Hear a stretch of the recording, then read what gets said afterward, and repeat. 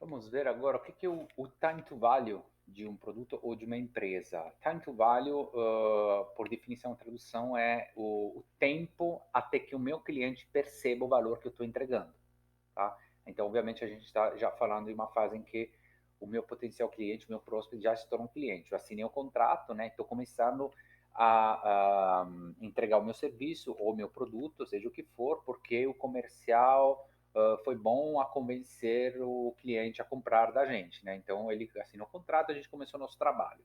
No entanto, obviamente, esse é o novo cliente, então ele ainda não tem certeza da qualidade do nosso trabalho. Ele precisa de um tempo para chegar a se convencer disso, né? Então isso, obviamente, a gente vai fazendo, entregando, tentando entregar quanto mais valor para o meu cliente. Vai chegar uma hora que ele vai sim se convencer, vai pensar o quê? Beleza, é, eu estou percebendo o valor que você está me entregando e esse tempo que a gente demora entre a assinatura do contrato até quando o cliente possa chegar a perceber o nosso valor é o tal de tanto value. A gente vê aqui como, de forma geral, nesse gráfico entre tempo versus value, desde quando é identificada a necessidade, né, digamos, do cliente, né, porque a gente faz uma venda consultiva, então a gente vai entregar uma solução pautada na necessidade de resolver um problema que o meu potencial cliente vai ter. Então, eu identifico a necessidade e aí passa um tempo e aí depois ele consegue perceber esse valor na fase comercial até que dia ele sold, ou seja, aqui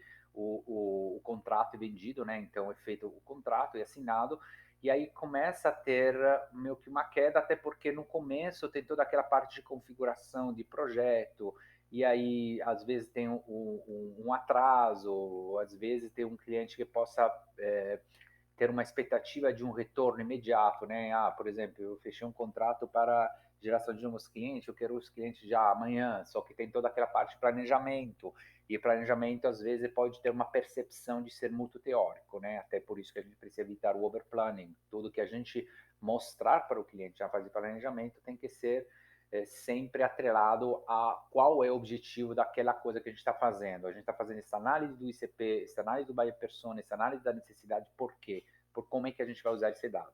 Isso ajuda digamos, a levantar um pouquinho essa curva, mas querendo ou não, tem uma queda um pouquinho aqui, e aí quando a gente começa a implementar o projeto, a gente começa a ter um resultado que possa ser percebido, né, tocado, que possa ser concreto, e aí vai aumentar essa curva de percepção. Obviamente, o que a gente vai fazer aqui são duas coisas. Primeiro, tentar levantar essa parte da curva para cima, né? Porque é muito perigoso, e tentar reduzir também esse tempo. O que, que isso significa? Reduzindo esse tempo um pouquinho para a esquerda, significa que a gente precisa de menos tempo para que o meu cliente possa perceber o meu valor, porque a partir desse momento que ele tenha uma percepção, aquela percepção que eu gostaria que ele tivesse, aí vai ser mais, entre aspas, um trabalho mais de manutenção, né, do cliente, né, ele já sabe, ele vai respeitar o que eu for falar.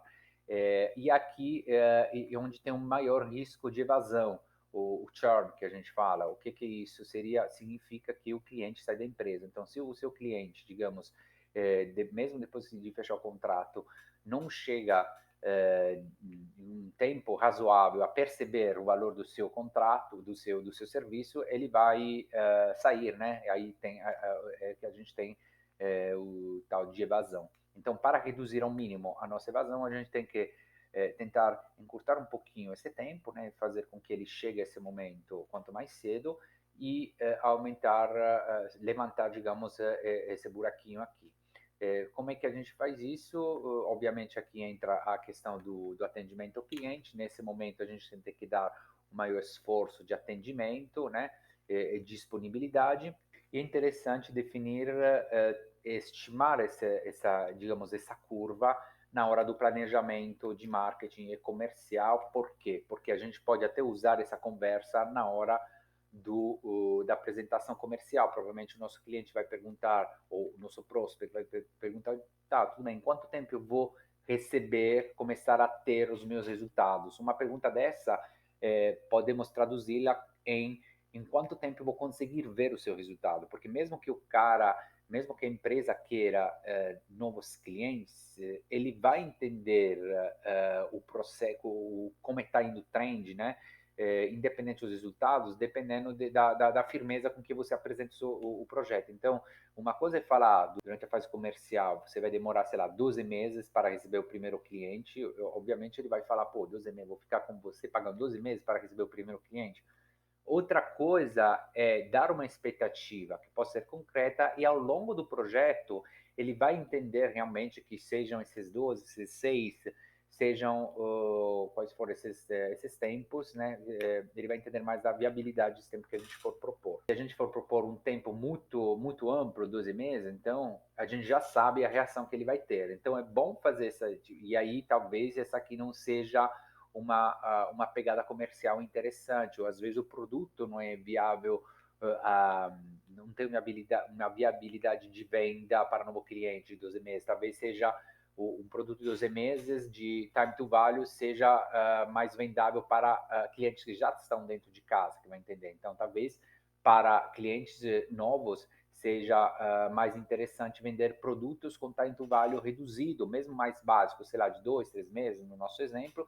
Por quê? Porque em 2, 3 meses eu consigo passar o time to value para ele, e aí uma vez que o meu cliente ele já está dentro de casa, ele já tem a percepção do valor do meu serviço, aí a gente vai ter mais facilidade em dizer, ok, eu posso também te oferecer esse produto, só que você vai ter os primeiros resultados, sei lá, em 10, 12 meses. Ele já sabe como eu trabalho, ele já meio que tem confiança no meu trabalho. Então é muito importante esse tipo de trabalho, tentar de estimar essa curva na fase de planejamento de marketing e ou da inteligência comercial.